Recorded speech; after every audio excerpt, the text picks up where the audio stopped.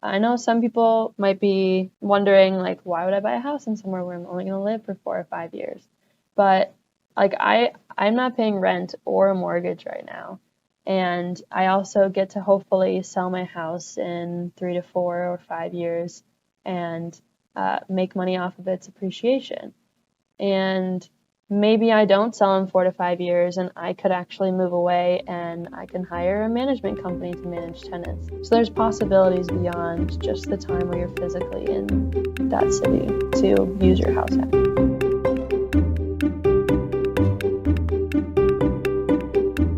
Welcome to the Personal Finance for PhDs podcast, a higher education in personal finance.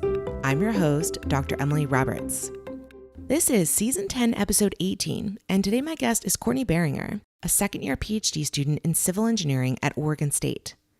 Courtney joined the Personal Finance for PhDs community near the start of grad school. The community taught and encouraged her to create an emergency fund, open and fund a Roth IRA, file an accurate tax return, and calculate and pay her quarterly estimated tax on her NSF GRFP income. When Courtney started grad school, she was curious about the possibility of buying a home, and over time decided to purchase a house with a fellow grad student. By renting out 2 of the bedrooms in their house, Courtney and her friend have nearly completely eliminated their housing expense, even in a market where it wasn't possible to buy on a single grad student income. Listen through the end of the episode for a short bonus interview with Sam Hogan, a mortgage originator specializing in graduate students and PhDs, for his take on Courtney's co-borrowing strategy. You'll be able to hear in the course of this interview just how excited I am to bring Courtney's story to you. I am quite bullish on house hacking for graduate students, and I believe Courtney's strategy can make it accessible to far more graduate students. If you get excited about homeownership during this episode, whether as part of a house hack or not, I have 2 special upcoming events to invite you to. First, on December 16th, 2021, Sam Hogan and I will hold a free live Q&A call where we answer any and all questions pertaining to becoming a first-time homebuyer. This is a perfect event to attend if you're getting your finances prepared to purchase a home next spring or summer. Go to pfforphds.com/mortgage to sign up for the call. Second, I am hosting a live book club conversation in January 2022 on First Time Homebuyer, the complete playbook to avoiding rookie mistakes by Scott Trench and Mindy Jensen inside the Personal Finance for PhDs community. I'll even buy you a copy of the book after you join the community. Fill out the short form at pfforphds.com/book club to indicate your interest in the conversation, and I'll be in touch about scheduling. Without further ado, here's my interview with Courtney Beringer.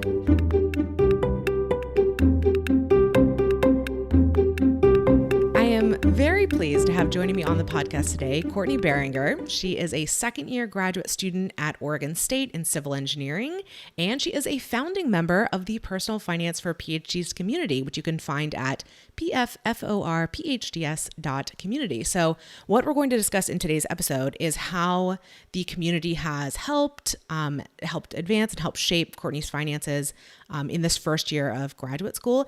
And in particular, we're going to focus a lot on Courtney's house hack, which I'm really, really excited to learn more about and tell you more about. So Courtney, thank you so much for joining me on the podcast. And will you please tell the audience a little bit more about yourself? Yeah, thanks for having me, Emily. I'm happy to be here. As she said, my name is Courtney. I'm from Iowa, but moved to Oregon for grad school. I have an undergrad degree in mechanical engineering, and I'm here for civil engineering. And my second year of my PhD. I have a few more left, looking to do postdoc after that and become a faculty member. Awesome. Well, let's take us back to like when you were not yet enrolled in graduate school, but thinking about graduate school.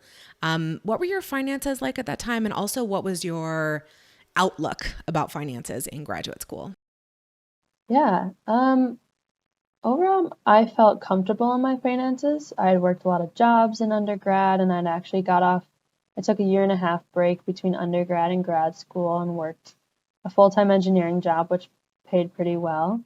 I already had a really decent savings and I had mutual funds, but I basically knew nothing about retirement or buying a house or perhaps how I knew I was going to go to a lower income going to a graduate stipend and how that might affect my change in lifestyle as well. And so tell us about how you, I guess, came to find me and personal finance for PhDs and why you joined the community.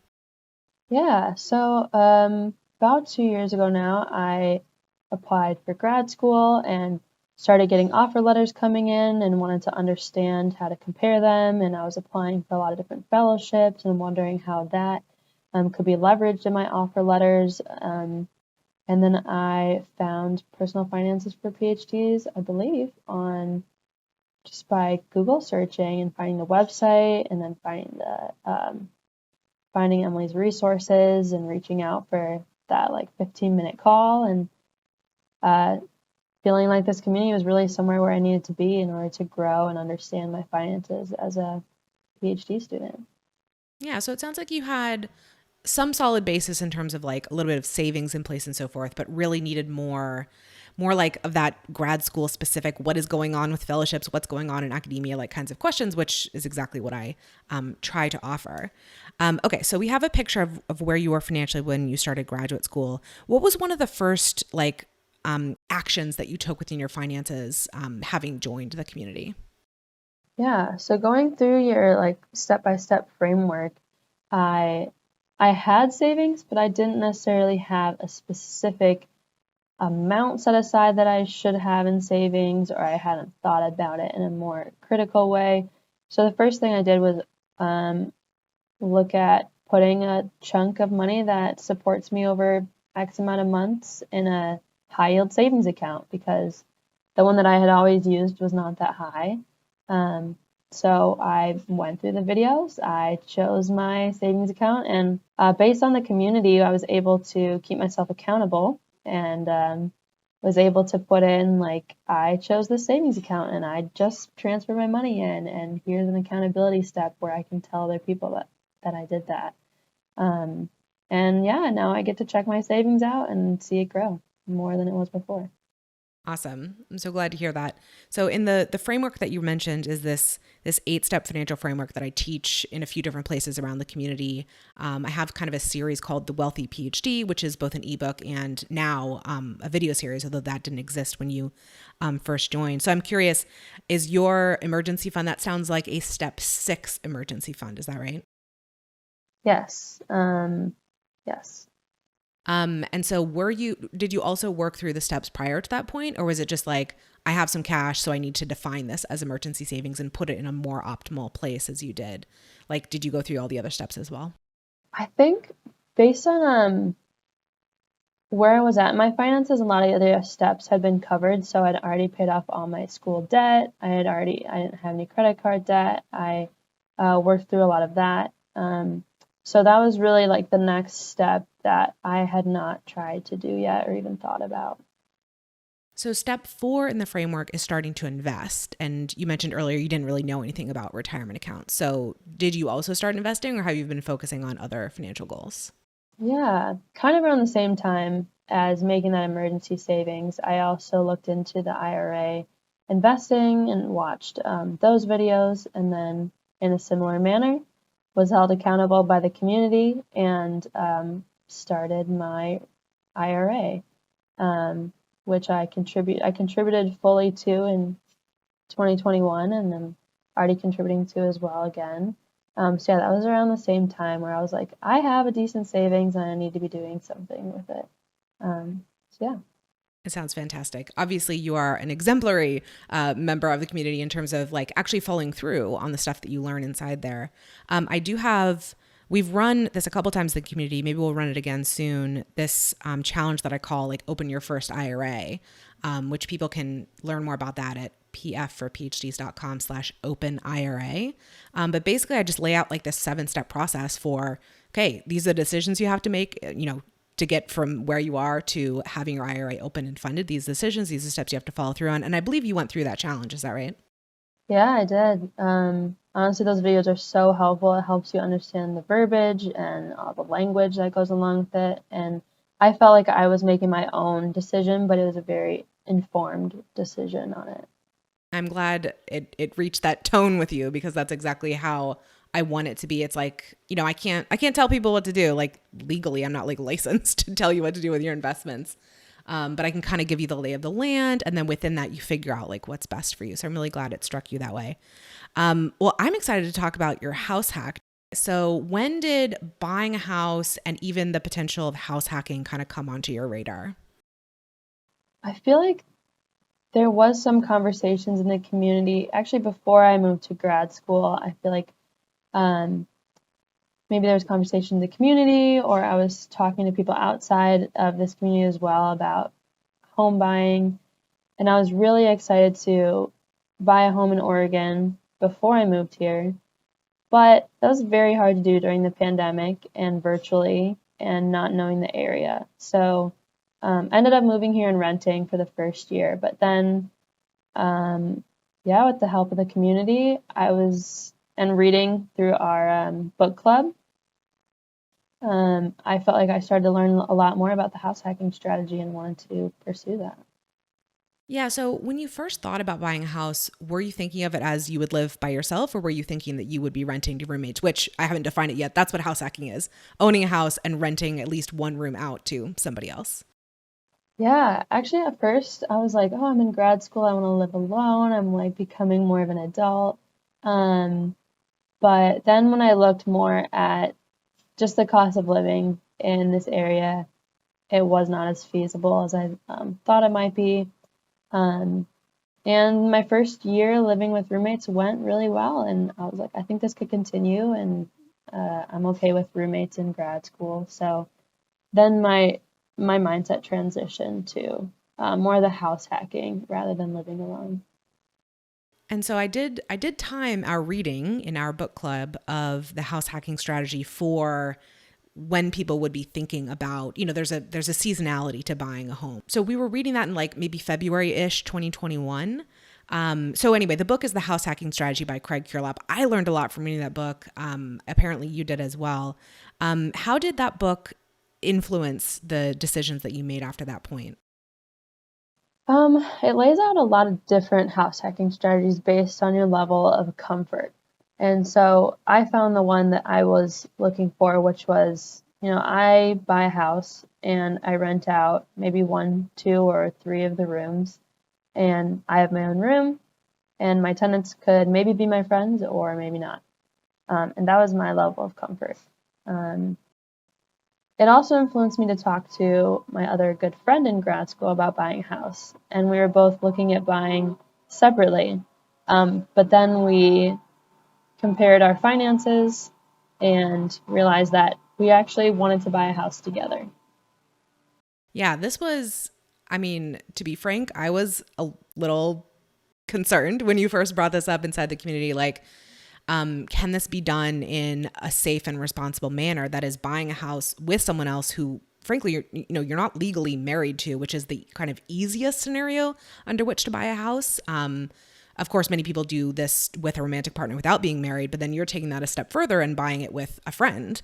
And so it's very unusual, and you have to be careful about it. So I really want to understand better about how you did that. But you'll explain it to us, but if other people are thinking that this might be feasible for them to buy with a friend and still be able to house hack and rent out additional rooms, so it's still a source of income for you, that is a complete game changer in being able to buy in many, many more housing markets than a single graduate student stipend would support, right now. So tell us more about that partnership that you formed. Yeah, so there's another first year grad student in my program, and we became friends pretty quickly. And then when we started talking about buying a house, I was basically able to convince her that it's a pretty good idea to buy a house. And then looking at the market in Oregon, it's just, especially if we wanted to be even within a half an hour drive of our university, it was not doable with the down payment and with just our overall debt to income ratio alone. And so then one day a realtor mentioned oh yeah, I actually just showed a house to someone your age, and there was these 2 women that were looking to buy it together. And I was like, ding, okay, I cannot afford really anything here by myself, but I can perhaps talk to my friend about this.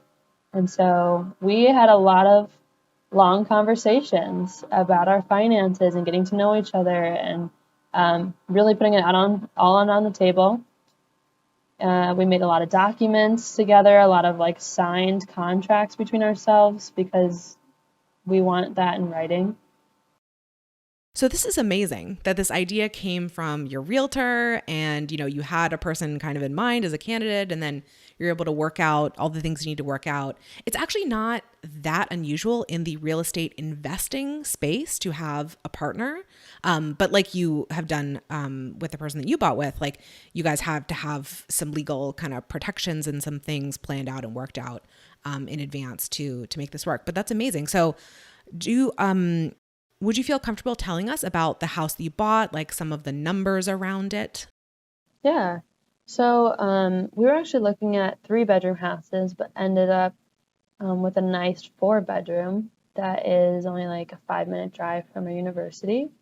We, I think, got a pretty good deal on it. The sellers wanted to move out fairly quickly, and the house, I think, was asking for like $250,000, but we offered nearly $270,000 because that's where the market was at now. And then additionally, we offered more percent down, and that's what finally sealed the deal for us to get our offer accepted. Yeah, so now we are able to rent out 2 of our rooms. So, of course, if you did this alone, you'd be able to rent out more rooms rather than having a co-owner. But it actually works out really nice to have a co-owner for a lot of reasons. We were able to split the down payment, which was very nice. Our 2 renters actually pay our mortgage basically fully, so we don't pay any portion of the mortgage. We really only pay a fourth of the utilities for our home. And then we are able to put more money towards improvement of the home and sweat equity, and yeah, it's worked out really well. Another reason that having a co-owner has been awesome is that if one of us leaves, one of us is still there to manage everything, and we actually split a lot of tasks, and there's so many tasks to do as a homeowner, right? And having someone to split them with is really nice. Yeah, I think that there is a degree of work involved with being a landlord. And I think especially as like a first-time landlord, having a partner there with you to help you like figure out like what's the right course of action, like how should we be screening tenants, like what kinds of house rules should we set up, especially for you, like in your case, living in the same living space with your tenants. There's much more kind of like roommate interpersonal stuff going on, as well as the layer of like the legal stuff. So I think that would be actually really like helpful to have someone going through that journey alongside you. So those numbers sound amazing, that the mortgage is pretty much paid by those, the rental income. Of course, you still have some additional costs, like you just mentioned, home improvement and so forth. Do you have any like structure in terms of like each of you like maybe saves a certain amount of money or contributes to a common fund that you're buying from, or are you kind of like winging it as you go forward? Yeah, we actually set up a joint bank account, which is like, a whole nother thing to do with a friend, but it was super easy. We have both of our names are on our home insurance, and out of our joint bank account is basically where we process all of our rental income and where we process all of our home purchases. Because one thing we haven't done yet is talk to a tax consultant about what home expenses could mean for tax write-offs, and so we want to have that all in one place. And then we actually both contribute to our joint account every month a few $100s to basically invest in our home, to put towards emergency home repairs, and just make up the differences of utilities and such like that. Yeah, thanks for clarifying that. If anybody is interested in hearing other grad students and PhDs talk about this like house hacking strategy, I've actually done 2 previous sort of in-depth interviews on house hacking, one with Dr. Matt Hotze and one with Jonathan Sun. Well, the one on Jonathan Sun is actually more about getting a mortgage when you have fellowship income, which is another wrinkle in that whole thing. But we'll link those 2 episodes in the show notes. And another episode that may be of interest to the listeners is that I purchased my first home around the same time you did this past spring in 2021. And so I tell the story of how we made that happen and a lot of the sort of technical things that go into this, like a down payment and like the interest rate on your loan and verifying your income and all these kinds of things. So we'll link that from the show notes as well. Did you run into any like hiccups with getting the loan or getting to closing, like that were related to either, the partnership aspect of this or the fact that you are graduate students? Yes. There's a lot of confusing things with income, and the title company is going to be kind of confused by grad student income. And like our loan officer, like she helped us a lot, but there still was confusion about like how are you funded this summer versus the fall? Why is it changing? Like submit all the documentation for both types of income that are coming in, and then there's just a whole nother person that has to submit all their bank information and all their financial information. So that just means like more room for, missing a document here or there, things being delayed. It wasn't a huge deal. It was just more paperwork and more people to coordinate. Yeah, I noticed with my own journey to homeownership that like there's so much attention paid to the getting to an accepted offer part of the process. And it's very dramatic and all of that, especially this past spring. It was very dramatic time to be buying a home. But then all the stuff that happens after you go under contract, all that paperwork, all those details, it's not sexy at all, but there's a lot of work that happens in that period of time, a lot of work by your real estate agent, a lot of work by you and all the other professionals involved in this process. So I was kind of impressed in a new way with the whole industry and how it works and just how much work there is that goes into that stage. I will say for anyone listening, you did not use my brother, Sam Hogan, as your loan originator, but other people may be interested, and we will link all the episodes that Sam has been on the podcast in the show notes as well. But basically, through our relationship, like I've been referring business to my brother, Sam Hogan, because he is now very, very intimately familiar with all the weird kinds of income that graduate students and postdocs may have and how to present a case to the underwriters that work with his company that you are a great person to lend to. I mean, he's not a miracle worker. So in some cases, funding is structured in such a way that it's not going to go forward, but basically he knows like how far he can like push it to get things accepted that may be not familiar or not accepted by other mortgage originators. So I'm glad yours went through okay, but if anybody's having trouble or just wants to have a smooth like process from the beginning, please contact Sam. You can find his contact information in the show notes for this episode.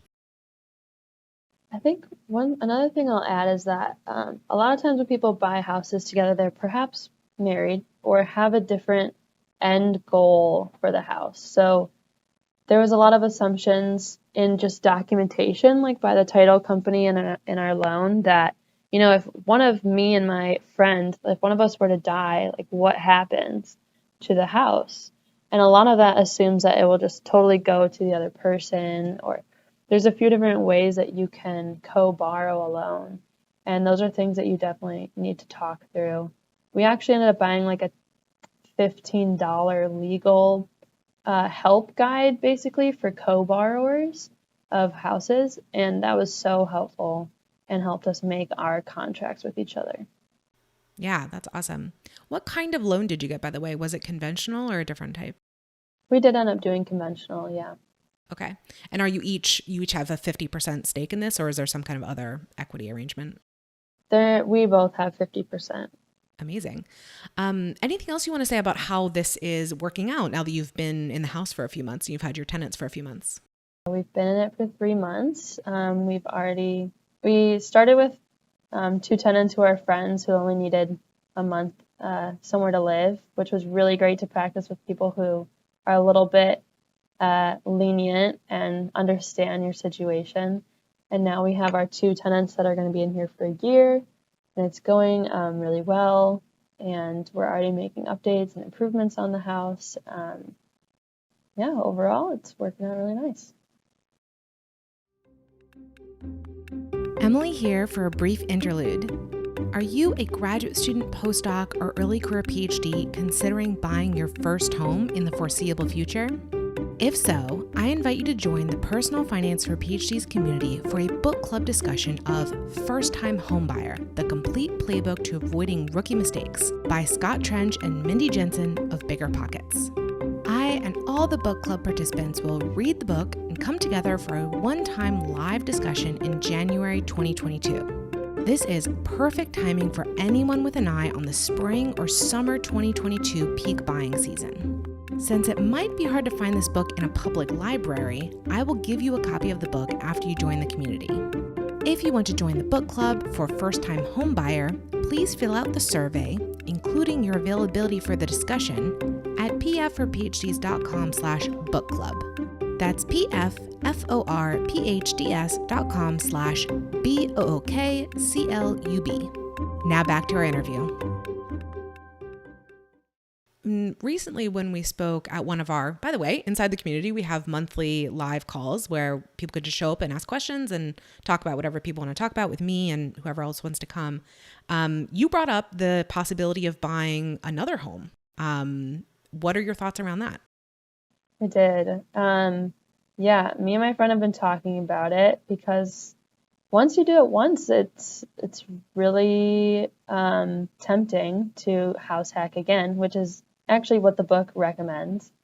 And now that we have this house, I mean, I still need to do a lot of learning in what a home equity line of credit is and maybe what a second house could mean. But essentially, if we bought a second house, then we could rent out all 4 bedrooms in our current one, and that would actually cover both mortgages and perhaps even rent out another room in the second house. So as you can see, it could just start stacking up and improve our financial situation even more. That's what's really amazing to me about these like big levers that you can pull in your finances, even as a graduate student. Now, I'm not suggesting that this is possible in every housing market in the US.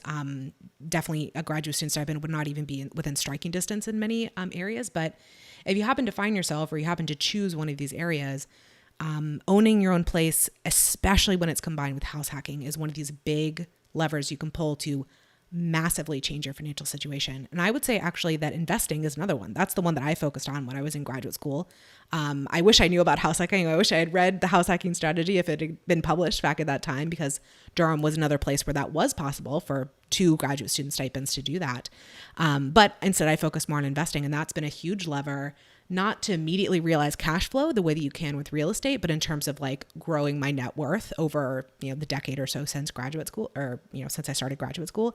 It's been incredible. And so if you can just get like a toehold into real estate or investing or one of these other levers that we've talked about on the podcast, it can really dramatically change your finances over a relatively short period of time. And it's just amazing. That's part of the reason why this podcast exists, is that I just want people to know the possibilities. Even if you don't want to follow through, that's okay, but just know the possibilities that are out there, even for someone like a graduate student. So I'm so happy to have you on here, because especially this new wrinkle to your story of buying with a partner instead of, on your own or with someone you're married to, or et cetera, of buying with a friend. Like, this is an amazing solution that never would have occurred to me. And I'm so glad that, you introduced me to it. Is there anything more that you want to say about real estate or the house hack? Now that I've had more conversations about real estate and been listening to more podcasts in general about real estate, I'm realizing how good of an investment it is. And I know some people might be wondering, like, why would I buy a house in somewhere where I'm only going to live for 4 or 5 years? But like, I'm not paying rent or a mortgage right now. And I also get to hopefully sell my house in 3 to 4 or 5 years and make money off of its appreciation. And maybe I don't sell in 4 to 5 years, and I could actually move away and I can hire a management company to manage tenants at this place that I don't even live in Oregon maybe anymore. So there's possibilities beyond just the time where you're physically in that city to use your house hack. I think that's an excellent point, because that's definitely something that I got hung up with. I talked about this in my episode on making our first home purchase, that I have a bit of like regret that we didn't buy earlier. And because one of the things that was holding me up about it was thinking, I'm only planning on being in the city for 3, 4, 5 more years, does it make sense to buy? And that's a very valid question to be asking, but you have to know again about these other possibilities of, one, house hacking, which completely changes the math of, the break even point of renting versus buying. And two, the possibility of holding on to that property longer if you still think that it's a good investment at the time that you leave the city. So I'm really glad that you brought those points up. Something else that I know that you've used the community for is your tax return / your quarterly estimated taxes. So can you just let us know how that resource has helped you? Yeah. My parents had always sort of handled my taxes and sent it off to some tax person, and I was just sending W-2s places. And the tax workshop through the community helped me understand what's actually going on, what numbers matter, and how I could do them on my own based on getting a graduate assistantship sort of stipend. And now that I have a fellowship that just started 1 month ago, I'll be making quarterly estimated taxes on that. And so additionally, that workshop is so helpful in understanding how to go through that process as well. So I feel way more informed about taxes and how to do them on my own. And I think I ended up filing my taxes for free, this past year. So that was really awesome. That is awesome. Yeah, specifically the 2 workshops you're referencing I have one during tax season for graduate students called How to Complete Your Grad Student Tax Return and Understand It Too. If you're interested in learning about just that workshop, you can find it at pfforphds.com/tax workshop. So that's during tax season for your annual tax return. And like you said, it explains a lot around like how the types of income that graduate students have, and graduate students tend to have more income types than they think they do, how that all fits in with like the IRS language. And my goal is really to kind of teach you enough so that you can either prepare your taxes on your own, which sounds like probably is what you did, or interface with tax software or a professional tax preparer in such a way that they understand what you're talking about and your sources of income and expenses and what's relevant and what's not. So you can speak their language, and so you can get an accurate tax return prepared that minimizes, ideally, your tax liability. And then the other one is for fellowship income, and by that I mean non-W-2 income at the post-bac grad student or postdoc levels. And that's at pfforphds.com/QE tax, QE for quarterly estimated. All the things that we've been mentioning so far are available inside the community, pfforphds.community, for just a monthly subscription fee. That's actually pretty much equivalent to if you bought one tax workshop, you may as well be in the community for a month. If you buy the other one, you may as well be in the community for a month. So that's kind of how the pricing works. Anything else you'd like to add about the tax journey that you've been on? Actually, I'll add something first if you don't mind. I love that you figured out the grad student part of your tax return in 2020, or rather for your 2020 taxes, because now your 2021 is going to be a lot more complicated with the real estate stuff. And so at least at this point, I'm assuming you'll use a professional tax preparer, but you already have a good understanding of this aspect of your situation. You can rely on that person to do the real estate part right and come together and have an accurate tax return together. Yeah, definitely going to have a different tax situation this year, but still going to go through that quarterly estimated tax workshop, and I feel like I can talk to a tax preparer in a lot more informed ways and say exactly what my situation is and what I need. So that's been really helpful. Yeah. Any closing comments about being part of the community or anything else that you've gained from it? I would say the conversations with other PhD students and what they've tried and what they liked and what they didn't, just even talking to people like, what tax preparing software did you use? What did you like about it? What didn't you? Like how has preparing your quarterly estimated taxes been? How much time does that take you? Or how much time should it even take me? All those sort of questions are really nice to be able to talk to other grad students about. And that's what I get from being in the community.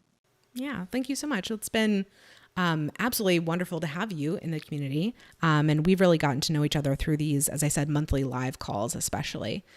Okay, last question that I end all my interviews on is, what is your best financial advice for another early career PhD? It could be something that we've touched on in the interview, or it could be something completely new.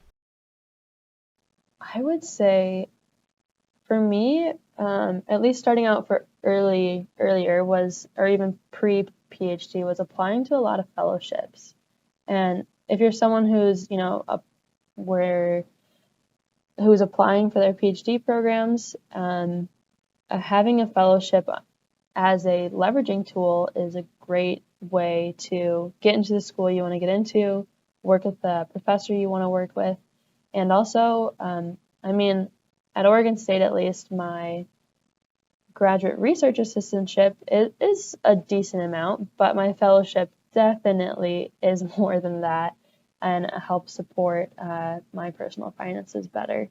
I am a recipient of the National Science Foundation Graduate Research Fellowship, and that's been an awesome tool to get into the places I want to get into and make more money as a grad student. Yeah. So the advice is apply, and apply well.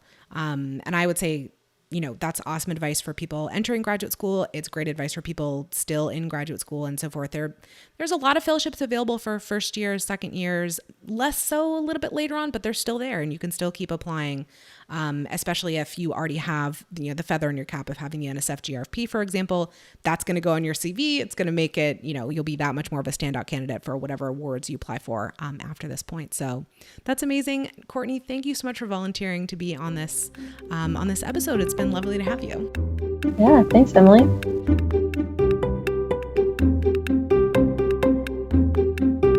Welcome to the addendum to the Courtney Beringer episode. Thanks for sticking around. I have with me Sam Hogan, who is a mortgage originator with Prime Lending. He is an advertiser with personal finance for PhDs and my brother. And Sam has been on the podcast multiple times before. The chief episodes to listen to are season 8, episode 4, where we discussed house hacking in great detail. So if you like the strategy that Courtney used, check that one out. There's also season 5, episode 17, where we specifically discussed qualifying for a mortgage with fellowship income, although there have been updates since then. So if you want some updates, I actually have some on my YouTube channel from some previous Q&As that we did with Sam. So Personal Finance for PhDs is the name of my YouTube channel. Anyway, long-winded intro. Sam, please reintroduce yourself to the audience. Thank you for having me, Emily. Yes, I'm Sam Hogan, and I work with Prime Lending. We're a national lender. My NMLS ID is 1491786. How can people get in touch with you if they want to learn more about getting a mortgage for themselves? The best way to reach me is definitely by text. My cell phone is 540-478-5803. Standard data and message rates apply. So, and if that doesn't work, my email is samuel.hogan@primelending.com. Perfect. And I should also mention that Sam, because of our sibling relationship, Sam has been actually kind of specializing in graduate students and postdocs and early career PhDs within the mortgage industry for the past several years. He has lots of experience in this area. So Sam, I kind of briefed you on what this interview with Courtney was about and her, to me, very unusual and very interesting strategy of buying a home with a friend. I never talked with anyone who did that before, but it definitely seems to me that if you're careful about it, this could be a really game-changing strategy for people who could not otherwise, buy a home on their own in their own housing markets. So I wanted to know from you, strictly from a lender's perspective. Now, we're not talking about from a legal perspective about whether this is a good idea or not, but strictly from a lender's perspective, are there any issues that are posed by putting two unmarried or otherwise unrelated people together on a mortgage? There's not. It's the same simple steps as having another co-borrower, even if you're related to them. So normal process, like Courtney touched on, just double the paperwork. And there's no shame in bringing on a co-borrower if you're even if you're unrelated or a friend, to jump on a mortgage. And then, as long as everyone can stay responsible and consistent, then there's very little risk. Is it pretty common for there to be co-borrowers on a mortgage? Let's say, aside from a married couple, is it pretty common to have a parent or another relative or a sibling or a friend or something like that going on? I would say about 50% of the loans we originate have co-borrowers on them. So can you just kind of at a high level go over what are the exit strategies? Not for Courtney specifically, but let's say we had another person listening who's like, oh, wow, my best friend and I would love to buy together. But of course, we don't want to be in a house together indefinitely. So how, if you enter into this kind of relationship, how can you later on dissolve it? Refinancing off is one. You could obviously sell the property and pay off the mortgage. You could turn the property into a rental. Well, that would allow you to, cover the mortgage, maybe some extra income, but that would actually keep both borrowers on the loan. If one borrower wanted to move away, recoup what they've gained from ownership and moved on to their next goal. The borrower that's still living in the property could take a HELOC, a home equity line of credit, against the home, which is not refinancing. It's just basically a line of credit given to you in cash for however much you need. Obviously, you have to meet the regulations and rules for loan to value. Like you can't take 100% of the value of your home out, for example. But they would take a line of credit. You could be able to pay out your original co-borrower that got into the loan. Say, hey, this is 50% of the equity that we've gained over the last X amount of years, and just on top of that money being sent, just have something in writing. I'm not an attorney or anything, but just disclosing that, hey, we made an agreement to, I'm going to have full ownership and take you off of title and have a quit claim deed filed so you're off of title, and then we're going to pay you some equity from the home. That would be the easiest way to do it.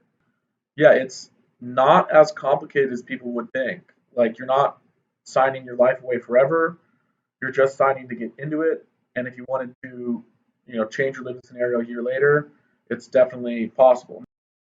Okay, yeah, thank you for that insight. So I just want to say again, like, the message that I want to get across here from Sam is like that this is not that unusual, not that complicated. You can get out of it in a variety of ways once you want to. But of course, we're talking with a mortgage originator, we're not talking with a lawyer. So like there's other perhaps documents and like official contracts and things that have to be filed. That's sort of beyond the scope of our conversation. But from your perspective, this is not really a big deal from a lending perspective. No, and I mean, title companies even have ways to state this on title, like joint tenants in common, right? That is two tenants having 50% ownership of this property. So it's not abnormal. I wish it would become a little bit more mainstream with some of our, younger renters, people who want to be in home ownership but just either don't know or don't know how, or are just a little nervous to execute. We have something else exciting to announce, which is that Sam and I are doing another live Q&A call. So we did a couple of these earlier in 2021 during the peak of the buying season. We're doing another one on December 16th, 2021 at 5 p.m. Pacific. So basically with this kind of session, you sign up. You can sign up at pfforphds.com/mortgage and just show up with your questions. And Sam, or I might be able to contribute something as well, mostly Sam, will answer those questions to the best of his ability. And this is a great way to kind of get prepped if you are thinking about buying in spring 2022 or maybe shortly after that. This is a great time to be like sort of getting your ducks in a row, and Sam can help you figure out the steps that you need to take to do that. So again, if you want to sign up, pfforphds.com/mortgage for the event on December 16th at 5 p.m. Sam and I will both be in attendance and happy to answer your questions. So thanks so much, Sam, for giving this additional insight into Courtney's fantastic idea. Yes, thank you for having me. And as always, let me know if you have any questions.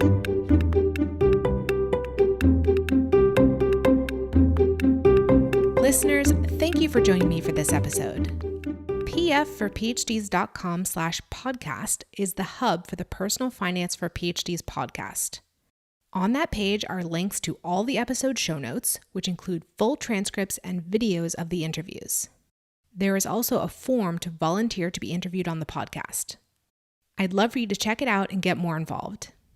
If you've been enjoying the podcast, here are 4 ways you can help it grow. 1, subscribe to the podcast and rate and review it on Apple Podcasts, Stitcher, or whatever platform you use. 2, share an episode you found particularly valuable on social media, with an email listserv, or as a link from your website. 3, recommend me as a speaker to your university or association. My seminars cover the personal finance topics PhDs are most interested in, like investing, debt repayment, and effective budgeting. I also license pre-recorded workshops on taxes. 4, subscribe to my mailing list at pfforphds.com/subscribe. Through that list, you'll keep up with all the new content and special opportunities for personal finance for PhDs. See you in the next episode, and remember, You don't have to have a PhD to succeed with personal finance, but it helps.